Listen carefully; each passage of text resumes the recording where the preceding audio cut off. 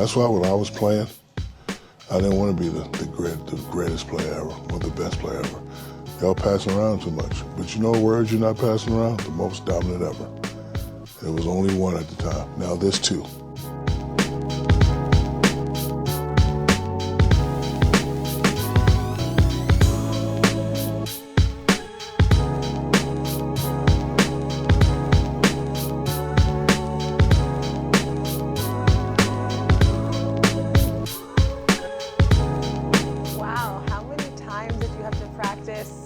Your entrance, Shaq. What entrance? Just me being myself. Hello. Just vibing. Barely fitting in the chair. What is this? Can you move this little table? Yes, you can. It's so funny because you probably experience life so much differently than me just because you're so much bigger. It's not true, Taylor. It's not? No. I don't have to worry. Like, can I fit into this place? Can I be here? Will I have to duck my head? I feel like you're always having to think about that. No. No? Just living life? That's why I hit my head all the time. And that makes sense. That makes a lot of sense. So I honestly kind of just want to dive right in with the news of what's happening in this moment, and that's you and Rudy Gobert. Okay. I spoke to Rudy. Okay. I said, I'm going to be talking to Shaq today. Do you have anything that you would like to say? So let me tell you. No, this is what Rudy, I said okay, to Rudy. Yes, got it. So he first off wanted to make it abundantly clear he has no beef with you. He was like, I don't have beef with Shaq. He said, yes, I do think I could lock him up. I'm never going to look at someone, whoever it is, and say, yeah, you would score 40 on me. That's not my mentality. I would love to go against prime Shaq. It would be a great challenge for me. And I said, and what makes you so confident you would lock him up? He said, that's the way you have to think or you have no chance. But please tell Shaq I appreciate the love. And you know what, Rudy, let me tell you something. I respect that. I do. Tell you the thing. So a lot of times when I throw jabs, people think it's hate or whatever. But it's really, I'm just challenging them. Because this thing we have right now is so good. If it continues to be great, everybody will prosper.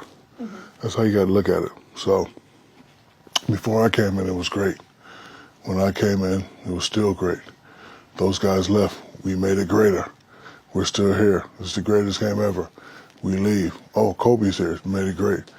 It's a great thing we have. So it's my job to push the needle. And I know how to push the needle. So you earthlings, when you hear me say something, you may think, oh, he's hating. Like I said, Donovan Mitchell is a really good player. That don't even sound right to me. It should be Donovan Mitchell is one of the greatest guards ever. That's what it should be. So my question to people like Donovan, are you satisfied with being a really good player, or do you want to be great? If you want to be great, show me. And if I say something, prove me wrong. It's never beef. When I speak, I think I speak from experience. Yeah. And I have G19 classification to say what I say. Yeah. I'm not one of these other commentators who didn't do anything. You know who I am. You know what I did. And when it comes to a position like that, I've seen greatness. I've helped bring greatness up. I played with Penny. I played with Kobe. I played with D-Wade. I played with Bron. I played with Nash. So I know what greatness is. So when I see somebody that has that, it's my job to push him. But again, when I say, oh, he's hating, nah, I don't have to hate, brother. Yeah. Well, I think sometimes, at least to me, it feels like, even more so than just challenging them, it almost feels like you're testing them, testing how they're going to react to this criticism from you or criticism from anyone. That's exactly what I'm doing. When I was running my teams, I do that. I got to know that I could say something to Kelly. She has tough skin. I got to know I could say something to this cameraman right here, and he has tough skin. If I say something to Kelly and she doesn't fight back, I got to ease up. If I say something to him and he fights back, hey man, move the camera right. I'm moving it. Now I know I got somebody that when it comes time to get in the trenches, he's going to be there, right there with me. And that just tells that you're an aficionado, very professional about what you do. And that's why you're well respected in this industry, because you pay attention. So the fact that you know that, and you don't even know me, but the fact that you know that, and these players don't, oh man, you hating. Why would I hate on you? What have you done that I haven't done? Yeah. That's their go-to word, man, you hating. No, man, I done done it all. I'm right there. I'm actually giving you answers to the tests. Yeah. I'm helping you get to here. Because if we don't protect them, the people ain't going to protect them either. So when you think about, throwing out these tests, gauging, how they react to things like that, who sticks out in your mind as, some players who have passed that test Well, and some players who have failed that test? all my guys have passed the test. Okay. All the guys I played for. Hope you don't think our relationship has been, nah, it's been, blah, blah, blah, blah, and they passed. All of them passed. Penny, Kobe, D-Wade. I didn't have to do it with Brian because Brian was already established, but I didn't have to do it with Nash. But, all the guys that I played with, guys that I was responsible for, passed with flying colors. That's how I know this works. That's how I know what greatness is because I've seen it. Yeah. I've seen it in practice, I've seen it in game, I've seen it in tough situations, I've seen it in times when we got swept, how you gonna bounce back, I've seen it. The ones that fail, I don't give them a second chance. Mm-hmm. I don't give them a second chance. I'm trying to help you. You wanna get all sensitive and call your mother and have your mother call my mother? No problem. I won't say nothing else. I won't ever say it again. Did someone have their mom call your mom? Yeah. Who? I can't do that. But a current player has had their mother reach out to you. No, reach out to my mother. Reach out to your mother about something that you said. Yeah, and my mother said, baby, stop. You being hard on him. Yes, ma'am. And my mother's my woman. Whenever she says do something, I don't question it. Yes, ma'am. So I'm not even allowed to say this player's name anymore. Really? Because the power of the moms? Yes, because like certain people get sensitive and but listen, you have to understand it's never personal with me. Mm-hmm. This is what leaders do. You have to, see what the people that work for you or the people that work with you, you have to see what they can handle. You have to modulate your own behavior to see what they can and cannot take.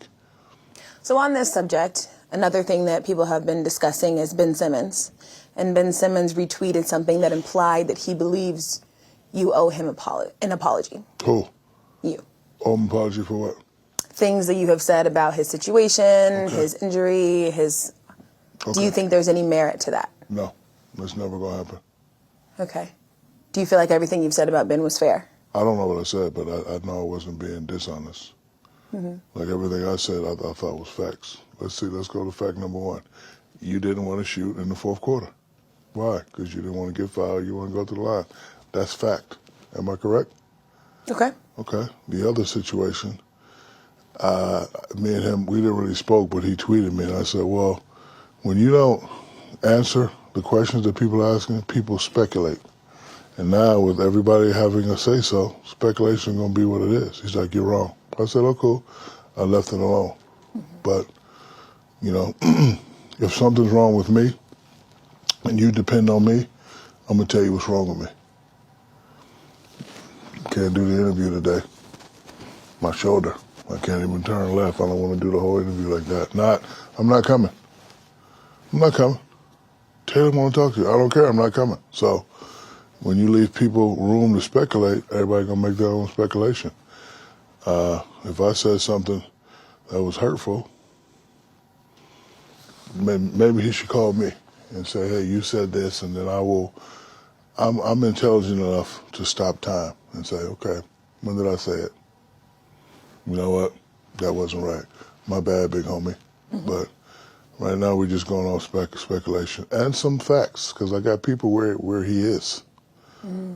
So I know a lot and I see a lot, but we don't. He hasn't said why he's not playing. Mm-hmm. What I would do, because I've been in that situation. You don't think I missed free throws coming down the stretch? You don't think people talked about me? They have. But the way to face fear is you gotta look in the eye. Mm-hmm. Missed 10 free throws in a row, down by one. Mm-hmm. All you gotta do is make one. All you gotta do is make one and go to the finals, and people will love you. If you miss, they're gonna be talking about you all summer.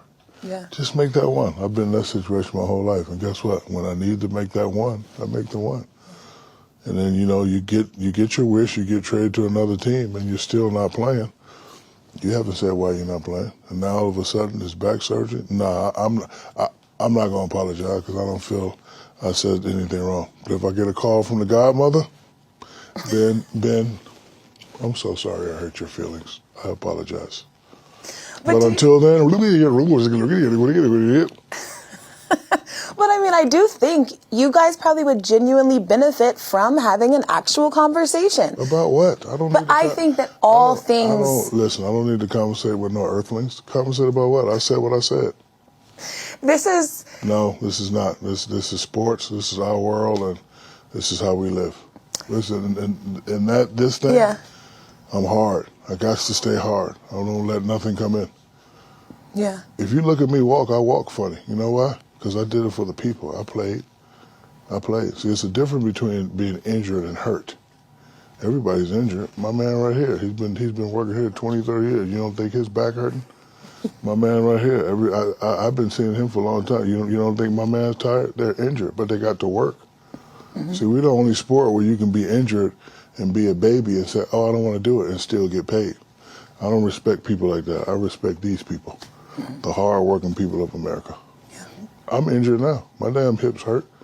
But you think I can call over there with Chuck, Ernie, and King and say, no, I'm not coming to work today. You know what? Draymond going to be in my seat. That's what's going to happen. So, no, I'm not apologizing to nobody. For what? That's fair. That's fair. I do think, just to play devil's advocate, it's probably people feeling like, is it as simple as that? I don't know, because nobody's saying anything. Yeah. So when somebody says something, if I made a mistake, Dr. Shaquille O'Neal will be the first guy to say, I messed up. I think this is a moment where Ben would benefit by speaking to people, because it does cut out that speculation. Sure. But also with things like mental health, if he is dealing with anxiety, if this is something that he is battling, it is hard to confront those issues at times. But we all have these questions because we're like, well, why are you doing that? This doesn't make sense, and this, that, and the third. But nobody truly knows what's going on, true or false, besides Ben. So if you have anxiety shooting free throws, you have anxiety putting on green leather and $300,000 worth of chains when people like here that work hard, never seen $1 million in their life. Do you have anxiety then when you're sitting on the bench? These are questions I want to ask the experts. I can understand you have anxiety in the game, but when you not playing and you're sitting on the bench and, 300,000 Gucci and the big chains and rings, what, do you have anxiety then? That's all I want to know. Because remember, I respect these people right here, the hard-working people of America. I don't represent the rich foo-foo people. That's not who I represent. Yeah. Because remember, there's a difference between injured and hurt. Everybody in the world is injured, but we have to work. Some people got to work check to check for their whole life. We don't, but some people don't. And this is who I represent. So sometimes they don't have a voice, but I have a voice. And again, if I'm wrong about certain things, I'll be the first one to apologize, because I don't try to be disrespectful, but when I don't know something, I got to ask questions. How do you think Shaq would have reacted to a Shaq-like media figure?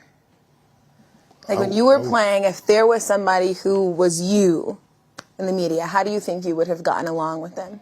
There's a lot of me's. His name is Stephen A. Smith. But when you were in your prime. It's Stephen A. Smith. But at your level. No, Stephen A. Smith used to talk crazy. Charles talked crazy. Kenny talked crazy. It's only one thing you can do is shut him up. Oh, Shaq's never going to win the championship shooting 40% from the free throw line. Okay, watch this. You just shut him up. That's all. You don't cry. I'm not going to call and Chuck, I'm going to beat your ass when I see you. Wanted to. But hey, man, everybody has an opinion. But see, if you're hard on yourself, the opinions don't matter. Yeah. Lions don't listen to the opinions of sheep. This world we live in now with 100 million voices, I'm not going to. Bro, I used to hear it all the time.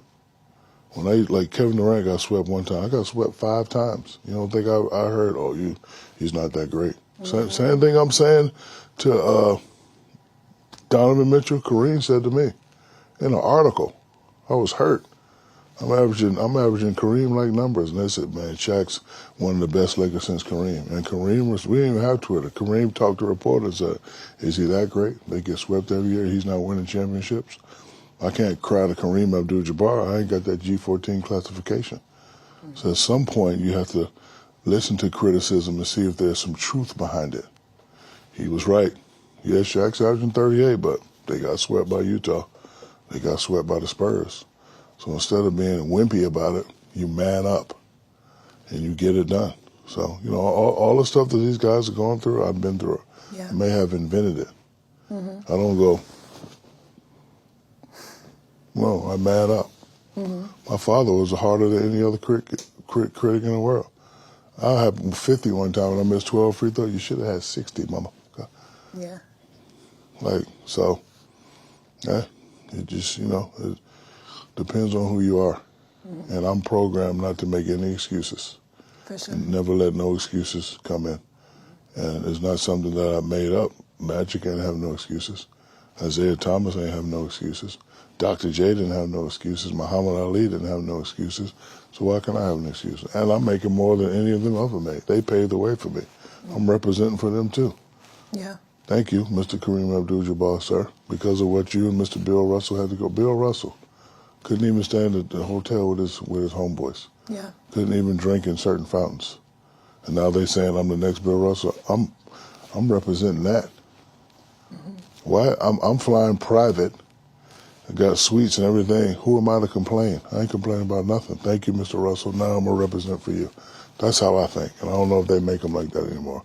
So a lot of times when I do stuff and say stuff, it may come out the wrong way, but you got to understand me and understand my intentions. Yeah.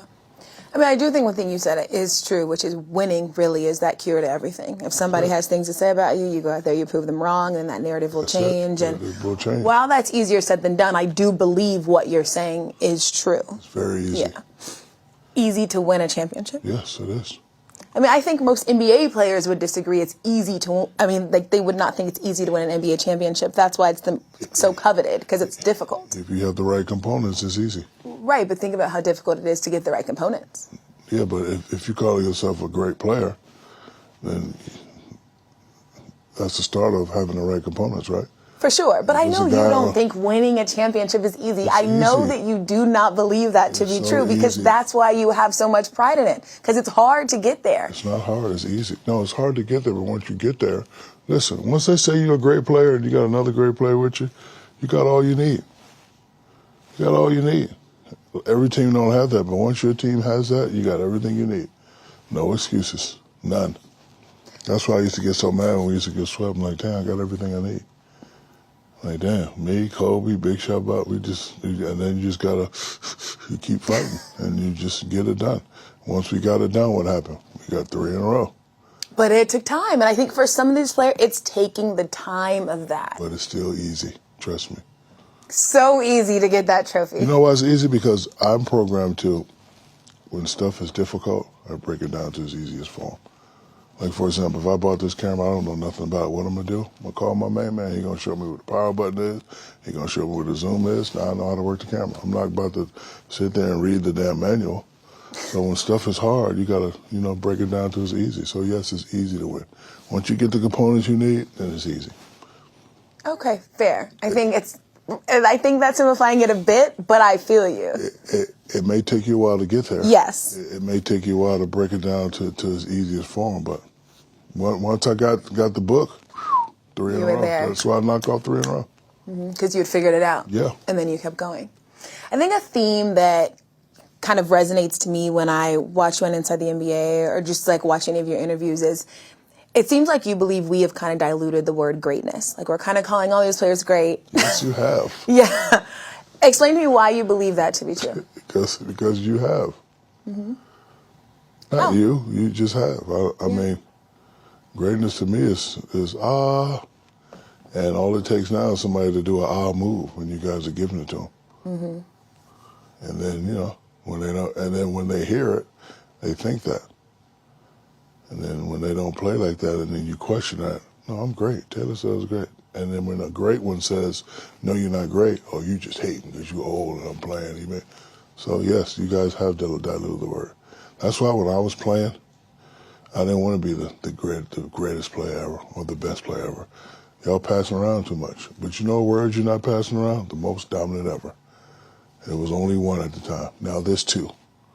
That's it. There's 2. When you talk about the most dominant ever to play this game, it's only 2. I can live in that community. I can live in that residential area. I don't want to be, man, who's the best? Kobe, LeBron, Michael, too many people.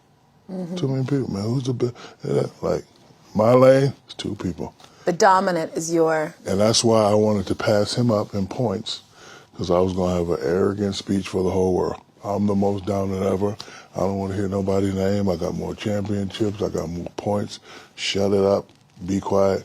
Me. But I didn't pass him up in points. I passed him up in championship, but I didn't pass him up in points. So I'm going to give him his respect. And I will allow you to say Wilt Chamberlain or Shaquille O'Neal is the most dominant ever. I can live with that. But I'm telling you, if I would have passed that man up a point, we would still be hearing about it. for one day only, y'all was going to hear a very arrogant Shaq. I wasn't going to be playing. I was going to say, hey, me. Yeah. So, a lot of, like I said, a lot of stuff y'all just throw around. It's cool. You're just doing your job. But since I've been with greatness, I really know what greatness is. You know, a word I think that is thrown around a lot is superstar. You think that there is a very big difference between a star and a superstar. So I'm going to ask somebody who has a superstar, what do you think that difference is? I don't know. You don't know the difference between a star and superstar? No. Okay, tell me in the NBA right now, who are superstars? I don't know. How not? Oh, Steph Curry's a superstar. Okay.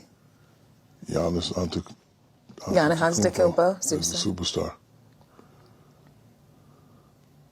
Who else? I'm not sure. You say Steph Giannis. Yeah. You don't say, I assume you say LeBron.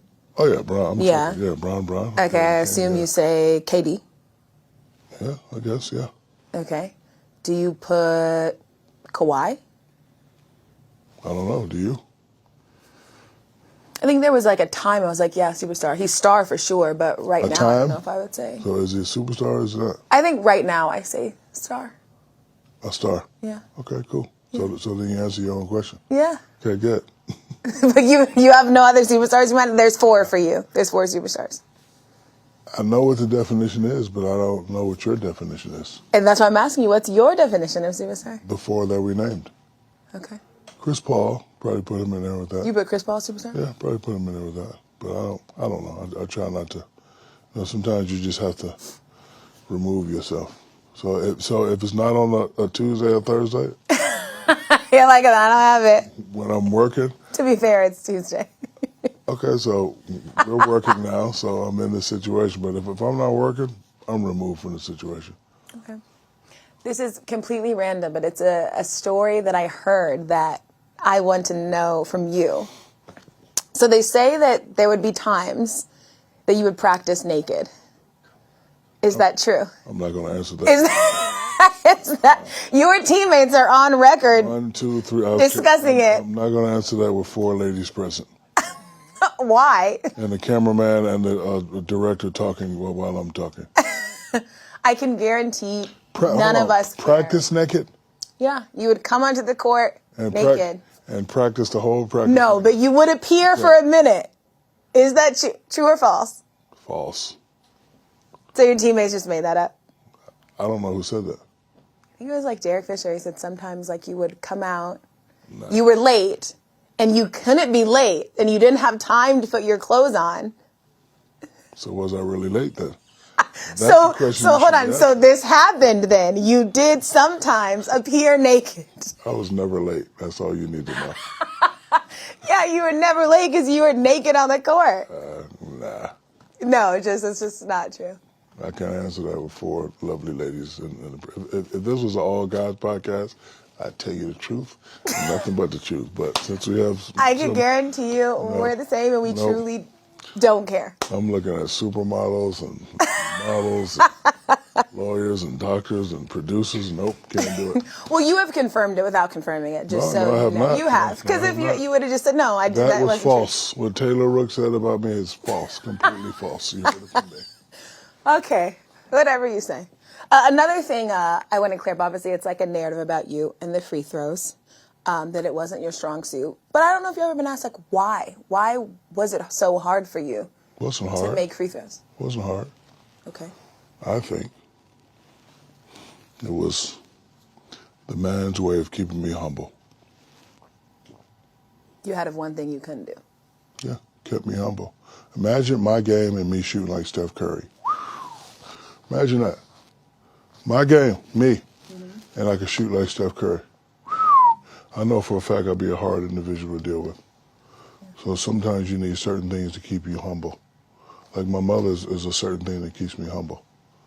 Don't say that. Don't do that. That was that thing. In practice at the house, I'd hit them.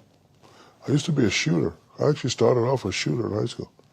Really? I used to shoot jump shots because I didn't want to dunk. Because I'm like Magic was my guy. I wanted to be like Magic. I'd rather come down, give it to my boy, right? And one game, true story, got 45 and 3/4. We killing this little team. I cross a dude off a half court. I lay it, I finger roll, ooh, and I miss. My father comes on the court and just call a timeout. I'm like, yo, man, call a timeout. So I go a timeout, come outside. I said, what you doing? I said, man, I'm working on my WAP. So now, I'm also programmed not to cry. Get your ass back in there and dunk it. That's why when I dunk, I try to rip the rim off, because I was always mad at him. A lot of people don't know this story. That's why when I dunk, I kick and I crack because I'm trying to rip the rim off. So from that day on, I stopped shooting jumpers and started dunking. And then when I realized when I dunk, people would go like this. I was like, oh, once again, the Sarge was right. I got something. That's why when I dunk, I kick my legs and go crazy. I dunk hard. I was actually trying to rip the rim down. And we had those rims in the thing. So when I dunk, it was like a small school, but you see the whole thing go, and everybody knew what I was doing. And after the timeout, I told my guys, anybody shoot, I'm punching you in your face. I'm ripping the rim off today. And then every time I dunk, my father would go, boom. I ended up with 65 that game, but it was like boom, boom. And then on the way home in the car, he didn't say nothing. And then right before we got in the house, I need you to do that for the rest of your life. And that's how I started dunking. So I used to be a shooter. I used to shoot. But that moment, like with your dad, changed essentially your whole style, your whole playing career. It did. So, and I shot pretty good in high school. But when I hit that switch of we need one, I never miss. So, because my other game was perfect, people wanted my whole game to be perfect. It's not going to be happening, but that's not going to stop me. It ain't going to make me slow down what I'm doing. It's never going to make me get down on myself. You said, I'm programmed not to cry. What does that mean? I'm programmed. I probably only cried 3 times in my whole life. Listen, I grew up with a drill sergeant. 5 o'clock, wake up, make your bed. Flip the cord on the bed. Didn't do it right, do it again. Rake the leaves, cut the thing. This is how you speak to people. Respect. Boom, boom, boom. Don't do this, don't do that. I'm also programmed not to make the same mistake twice. So if I do make a mistake and say something and I have to apologize for it, I know never to say it again. I go right up here in the file and I hit delete. It'll never happen again. So you said you cried 3 times. What were those times? Grandmother, sister, and Kobe. 4, and my father. That's it. So for you... Sad cries. I've cried tears of joy a lot, but those don't count. Like sad cries, 4 times. Do you feel like being programmed not to cry allows you to actually feel emotions, or do you sometimes feel like they're bottled up? I don't have time to feel emotions. Why? Because when you're put in a certain position, you have to make sure everybody else is okay. I don't use the term baby mamas. I have 2 lovely women that I'm responsible for. Even if they're in a relationship, I'm responsible for you. It's a man's job to protect, provide, and love. I have 6 children that I'm responsible for. I have a mother that I'm responsible for. I got 1 remaining brother, 1 remaining sister that I'm responsible for. Before I think about myself, I have to think about them. And by the time I think about them every day, then I got to go to work. It's 2 a.m. So I don't have time to have an emotion. The only thing I got time to do, smoke my hookah and watch some Netflix. And that's why my day is beautiful. Because I got to make sure I ain't got time to be, oh my God, no, mommy, you okay? Nephew, honey, you okay? That's a man's job. And I live a good life. And again, I think about all these people, these hard-working people right here. I live a good life. I ain't got time to complain about nothing. Yeah. So I don't have emotions. I have a job to do. I have to take care of my family. I have to make sure that the nest egg is done properly.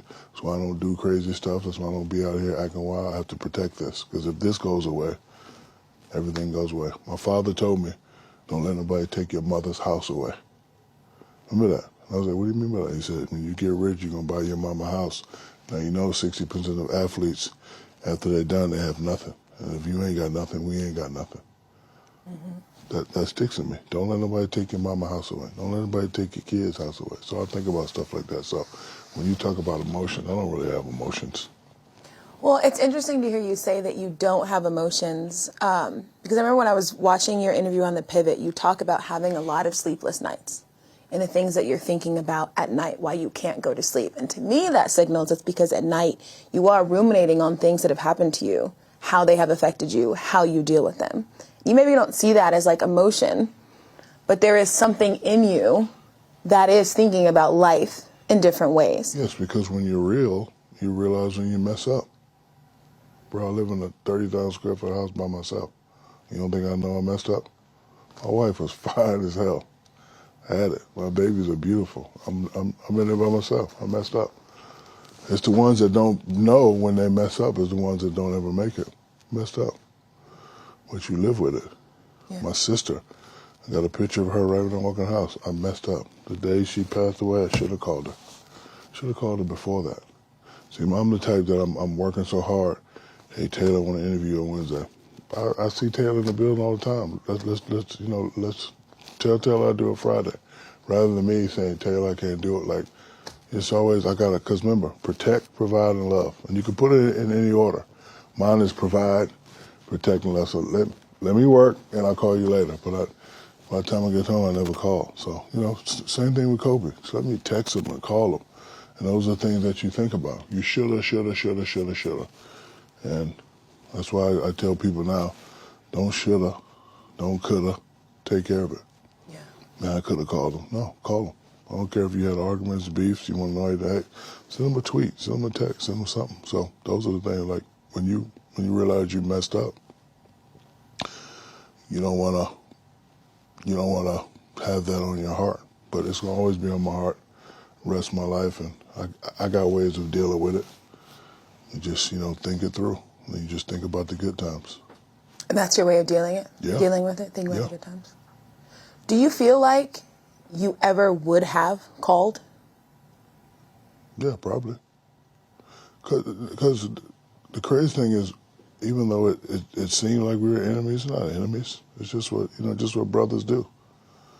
You argue, like me and Charles argue and fight all the time to the point when I go to the airport, people are like, you really hate him? No, man, that's my boy. I love Charles. If I'm outside with Charles, somebody say something to Charles right now, we all gonna be fighting. Charles is my guy. Same thing with Kobe. And I always tell people, I say, if y'all think we hate it so much, and I want you to play this clip. First championship, it's 100,000 people on the floor. Who the first guy to jump in my arms? Kobe. Do brothers have arguments? All the time. Do boys have arguments? All the time. That's what we do. But the respect thing was there. And that's what I try to tell people in life. I don't have to agree with you, Miss Rooks, but I'm never going to disrespect you. Mm-hmm. Like you think I should apologize to that young man. No, I just asked if you thought you should. You're right, but I'm just giving you an analogy. Yeah. You think, beautiful, lovely Miss Rooks, I should apologize. I say, no, I'm not. I respect you. The conversation stops there. Yeah. Not, who do you think you're? Nope, I'm not, no. I know Taylor, she's professional. No. You think I should apologize? I'm not apologizing. Boom, that's it. And that's what we had. He say something, I say something, the respect was there. Mm-hmm. So, but yeah, I'm the type that I'm working so hard, I don't like bothering people. Yeah. I don't like bothering people. So I've heard you, talk about, you and Kobe, you had a very brother relationship. It wasn't that you were enemies. Why did it get to the place where everyone believes there was this deep dislike? That's what I intended it for. It's called marketing. I'm the master of marketing. I know how to get you to look at me. Even now, I'll say some stuff just to say it, just because I know you're going to react. Marketing 101. Hey, you got to look at me. I want you to look at me. Yeah. I want you to look at him. I want you to look at the Lakers. I know exactly what I'm doing. Yeah. Exactly what I'm doing. So, but again, Kobe had a guy. And then look, we all got egos. Kobe said, what? No. And then I had my guy. And then it gets out. But who are you talking about? What year is this? What year is this? 2022. When did me and him last play?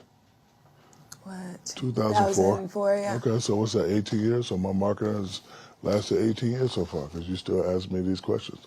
Yeah. So I know exactly what I was doing. Mm-hmm. Exactly. Like you, this is marketing 101. Ooh, they got beef. Ooh, they don't like each other. Ooh, this, that. But every time I got double teamed, who would I pass it to? Every time he drew 5 people in, who would he drop it off to? That's because the respect was there. You would think, though, that inherently had to creep into the locker room in some form or fashion. It never creeps in my locker room. I was the general. Yeah. Nothing creeps in. And if it did, we handle it like men, and then we move on. Mm-hmm. Listen, the outsiders think everything needs to be, oh, hello. No. Hey, man, you got the focus, you got your white balance, all right, boom, boom, boom, boom. That's it. Like, it's respect. The respects need to be there. That's all that matters. Mm-hmm. Like, I don't have to like you, but I have to respect you. Mm-hmm. I don't have to like her, but I have to respect her. Yeah. And she would respect me more if I respect her. She don't care if I like her. She just want me to respect that she's directing the show. When I walk down the hall, she stopped me. She wanted me to respect her. Hey, we're not doing that. You need to get Mike. You need to walk back. The cameras are rolling right away. Yes, ma'am. I saw that. I turned it off. And that's what life is all about. And we have respect for each other. That's why we can win 3 in a row.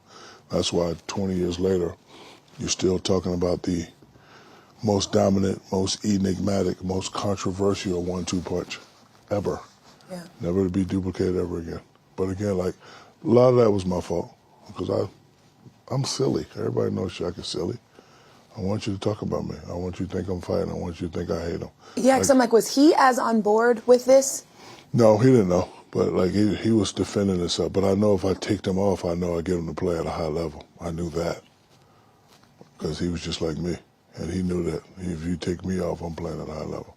Yeah. Like I say, so like, because in all the games, right, win or lose is still my fault. Like somebody could miss 50 shots, but if I miss 4 free throws, it's my fault. And then I say stuff like, well, I only missed free throws because I ain't touched the ball the last 3 minutes, which makes you think, oh, we talking about coach. Like, oh, so I knew exactly what I was doing. So the next game, he either gonna throw it to me every time, or he gonna keep shooting. So I knew exactly what I was doing. So as you kind of talk about just, this way you view life, the way you live life, you're talking about, being in this home by yourself, thinking about things at night. Are you a lonely person? Would you say you're lonely? I'm a loner, Dottie. What movie is that? I'm not sure. You never watched Pee Wee Herman? Anybody know? I've watched Pee Wee Herman, but I don't. You saw Pee Wee Herman? I'm a loner, Dottie. Right, but there's a difference between being lonely and being a loner. Are you lonely? No, I'm not lonely because I know how to get out and interact with people. But I am a loner. Yeah. I like being alone. Mm-hmm. Gives me time to think. Think about your mistakes. Think about, you did something today. Is that right? Because again, I'm programmed not to make the same mistake twice. Yeah. My job is to continue to make people smile, make people happy. Mm-hmm. That's what I like. And if I could do something for somebody, my new thing is when I go to Best Buy and Walmart, I'm looking for moms and kids. Because that used to be me and my mom. So the last one, the lady was in the layaway section and I'm ear hustling. And she's going back and forth. So if I bring 100 this month and next month and get the laptop, I was like, nope. You're about to get the laptop right now, lady. That's great. That's what Dr. Lucille O'Neill told me to do. So you need to go out and make it better for other people. $1,000 ain't nothing to me. Mm-hmm. But this mom and them 2 little babies, here you go. Can I put it on Facebook? I'd rather you don't do that, Mom. Yeah. Well, I want to say thank you. It's good. And then I grab the little kids. Hey, you want to be rich and famous like me? Yeah. You sure? I'm about to tell you my secret. Make sure you listen to your mommy and daddy. Because that's how I got to where I am today. Let me tell you something. I made a 700 on the SAT. 700. Yeah. 700. And on the ACT, I think I made a 19. So I wasn't a Prop 48. I was able to play, but look, I'm not the smartest knife in the drawer. But I like not being the smartest guy in the room because I get to learn something. Mm-hmm. Yeah. I can buy this camera, but it's not going to make me a DP. But I'm going to talk to my man right there. I know he's been working here a long time. He's going to tell me everything I need to know. And General Eisenhower said the greatest of leaders are the ones smart enough to hire people smarter. Mm-hmm. And that's why I'm still successful. I got a lot of smart people working for me. Yeah. And I'm not arrogant. I'm not arrogant. I listen. Like my crew can tell me when I mess up. Anybody in my crew, because it's a real crew. Man, you shouldn't have did that. Yeah. What you doing? Stop. Don't do that no more. And I listen. That's why we're still here. I don't know more than you because I make more money than you. I'm not better than you because I make more money than you. I don't look down on you. That's not what I do. I respect the people who make me who I am today. I remember when you're going into the Hall of Fame, Phil Jackson penned a letter to you. And in that letter, he's talking about how he would ask his players sometimes to do book reports. And at one point, he gave you the book, Siddhartha, and you actually did the book report. Yes. And he said that the first line of your book report said, Siddhartha is a book about a young prince who has money, fame, and women, just like me. He is also searching for self-discovery, just like I am. When you wrote that, what point in your self-discovery journey were you at? I realized that Phil Jackson, because he's a scholar, he would look at certain people and be like, okay, he's this, and he would give you these books. And you read those journeys. I was like, okay. But what Phil doesn't understand is cliffnotes.com had just opened up at that time. I didn't read that book. I'm not reading no damn book. I got a season to play. Cliffnotes.com on that ass. But did you mean that? That's what it said in the Cliff Notes. But did you feel like you were like him in that way? No, when I read the Cliff Notes, I knew what I was talking about. We don't have a heart out. You don't have to worry about that. Hey, we ain't got no heart out. When I leave is when we leave. Yeah, we're good. I'm enjoying myself. But read it. Cliffnotes.com. That's what you need to understand that. No, so it told me in the Cliff Notes what the book was going to be about. Right, and I understand that. I understand you saying you didn't read it. That's fair. Okay. But what I'm saying is what you wrote. Did you believe that you did resonate with him in that way? I did. Young, famous, whatever. And then I said, okay, he's on the journey. My journey is to win this championship. That's what. So when I turned in my little book report, that was just to keep Phil off me. Because he said, did you read the book? You read the book? I'm not reading no damn books. No, I'm not reading no book. Phil Jackson. I think it's really cool that he made you guys do that, though. Yeah. And he said you were the only person that ever actually turned in a report. It was a thing he said, but no one did it. But he was like, he gave me this paper and he wrote this. Yep. But everyone is on a journey of self-discovery. So it's not incorrect that you wrote that about the book. Thank you. Do you feel like you're still on a journey of self-discovery, or do you think that you have a good sense of who you are? I know who I am, but it's never about me. Yeah. I realized that earlier. It ain't about me. Yeah. Especially when you have kids. It ain't about you no more. Especially when you have a mother. Mm-hmm. Never about me. So again, I got 50 people. When I wake up, I'm worried about 50 people before I worry about myself. Yeah. So if I can get through 50 and then have time for myself, then I'll worry about myself. But other than that. Okay. I want to have a general conversation about something you touched on the pivot when you were talking about. Here we go. I knew it. She already warned me about it. Okay, yeah. When you were talking about your marriage, your divorce, a thing that you said over and over in that was, I was bad. It was bad. What did you mean by that? You know what I mean, but you know the rules of marriage. Stop it. I'm not going. My job is to ask you, and you have to tell me so that I'm not implying it, and we need some clarification. Okay, are you referring to infidelity? When it comes to marriage, we know the rules of marriage, and I broke all the rules. We don't need to discuss what I was doing. Okay. Because you just open all rooms. I was bad. I was the worst. And she did the right thing. Mm-hmm. Well, when it comes to, and again, this is general conversation, marriage. She's good. I like her. Go ahead. As a person who, obviously thinks about love, thinks about marriage, thinks about what these things are, thinks about the type of man you are supposed to be with and things like that. And we had this conversation, and I said to you, I don't want to date a famous person. And you said, it's not about being famous. About access. Explain to me what you meant by that. It's about access and discipline. Any good-looking guy has extra access. One person look at you, two people look at you. If you have name behind that, times 5, times 10. But you have to have the discipline. It takes discipline. You don't have to be, with all these chats and DMs, don't matter who you are. Mm-hmm. People like good-looking people like nice people. What if you're dating a guy that's not nice and then somebody gets in your DM and that's nice?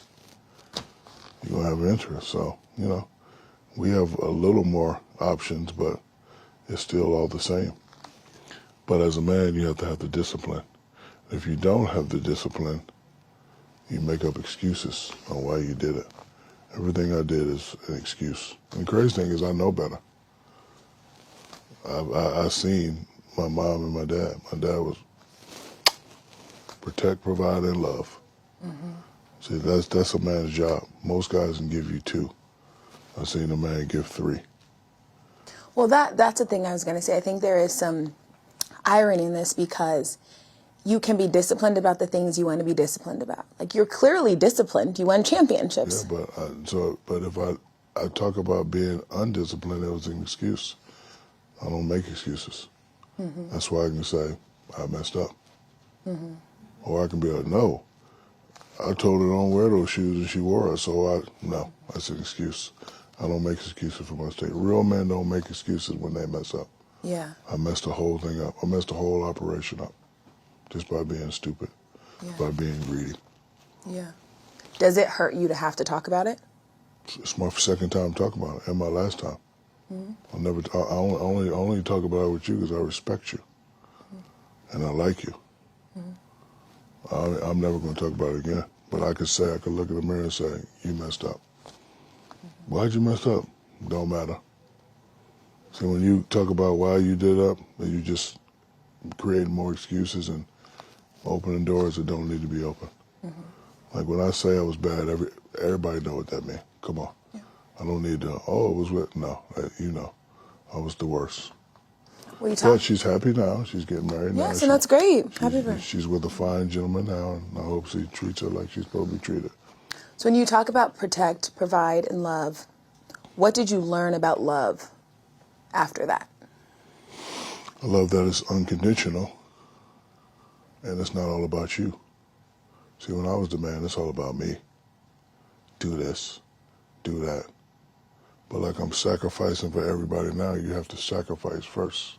Mm-hmm. You got to sacrifice. What does your woman want? She like those shoes, shut your face and let her wear those shoes. It's going to make her feel comfortable. Shut up. Nah, don't be wearing those shoes. No. If she want to wear it, she want to look good and feel good, it's going to be good for you at the end of the night. Trust me. Be quiet. I didn't know that. I didn't have any experience with being a boyfriend. Never had it. Just happened right away. Yeah. So you got to, you have to live. Like if you're going to protect and provide and love, sometimes you just got to shut your face and let the woman be a woman. A lot of us guys, especially when we get money, we like, do this and do that, and that never works, especially in the long run. So now I know how to, you look beautiful, love you. And then it'll be a great night instead of, because it was about me. It's always about me. Me. And then the God has told me, that'll never work. Mm-hmm. That's why you always go boom, boom, boom. You too mean, you too bossy. Yeah. I'm like, for real? So she's like, I can teach you. And she finally sat me down. I was like, I've been doing it wrong the whole time. Oh my God. So would you say you're genuinely a better man, a better partner? Oh yeah. So all that stuff, in a lot of ways was necessary for you to grow and be who you needed to be when it called for you to be. I don't know if it was necessary or I wish I'd have had this information. Yeah. I just didn't have the information. But now that I have it, I'm nice. Mm-hmm. I think it's easy sometimes for people to just get caught up in either who they are in their life. That's an excuse, Taylor. Right, but so that's what I want to say. How would you advise somebody how do you avoid that? How do you avoid being caught up in this moment of who you are and all the things that are available to you? Because this story you're telling is not singular. You are not unique in this. This happens. Oh, trust me. You understand what I'm saying? Yeah. So before you bring someone into your world, you have to communicate with them and you have to be ready. Mm-hmm. Yeah. You got to be ready. Okay. If you're not ready, just say, I'm not ready. Yeah. And stay with the people that ain't ready with you. Like ain't ready and ready. Ready and ready works. Ain't ready and ain't ready works. Ain't ready and ready. It'll work for a small amount of time, but not. Yeah. So if you're not ready, stay over there with the people that ain't ready. Mm-hmm. There's a lot of people over there that ain't ready. Yeah. There's a lot of people that's ready. So I was, I was ready because I was having children, but I wasn't really ready. Yeah. But that's growth and that's life. You figure out who you are and you quiet, and you Rooks. get better. Oh, stop and it. I'm happy that you have arrived and you're here and that's Taylor all. Victoria that's Rooks. What it is. Be quiet. Taylor Sasha Rooks. Stop it. Actually, do you want to know my middle name? Yes. Taylor Lynn. Oh, where you from, Georgia? Yeah. So Taylor Lynn, you better get your ass in this house. It's very, very Southern, Taylor for sure. Lynn, you better get your ass in this house. But I've always felt like, I don't think I look like a Taylor. I feel like a Taylor. No, you're only saying that because my name's Taylor. No, but I don't think I look like a Taylor. What do you look like? Like Vanessa. Stop it. I think I just look like a different name. Oh, well, stop. You don't look like a Vanessa. I don't. My mom always said my dad wanted to name me Tiffany, and she was like, I don't think she's a Tiffany. She's a Taylor. She's got to be a Taylor.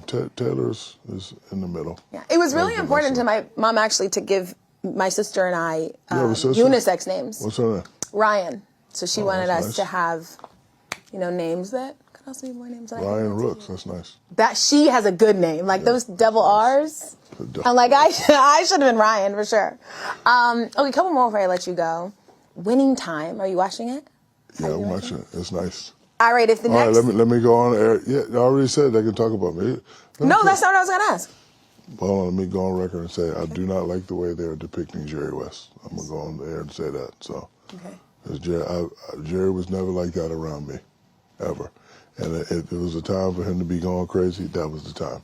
Yeah. The stuff that we were putting everybody through. But he was never like that. So you're like, that's not all right, what's your question? I was going to say, if next season it is you, who do you want to play you? I was thinking about that. But if it is me, do what you want. I don't care. See, another thing about me, I'm programmed not to be sensitive. Yeah. So the reason why I can take criticism, I've been criticized all my life, since a little kid. So you learn to deal, I've learned to deal with it. I learned to deal with it. It took me 4 years to get over that.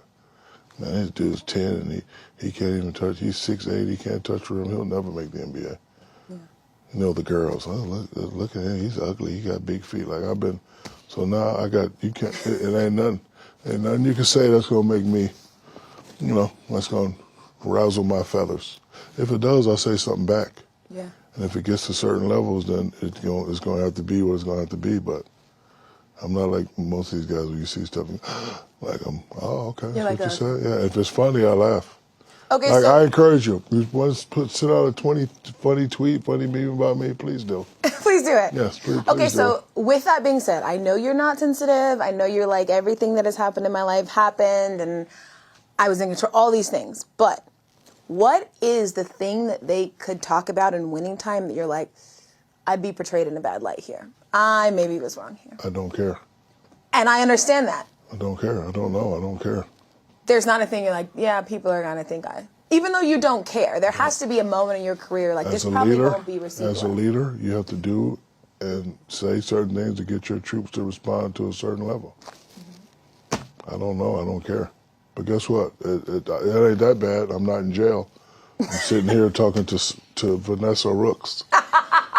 So it's going to catch on, okay? I'm telling you, it is absolutely Vanessa Rooks. Hell no. Vanessa Rooks doesn't work, but the name Vanessa, though. Vanessa Rooks. I know. People are going to tweet me like, girl, what are you talking about? And that's fine. That's fair.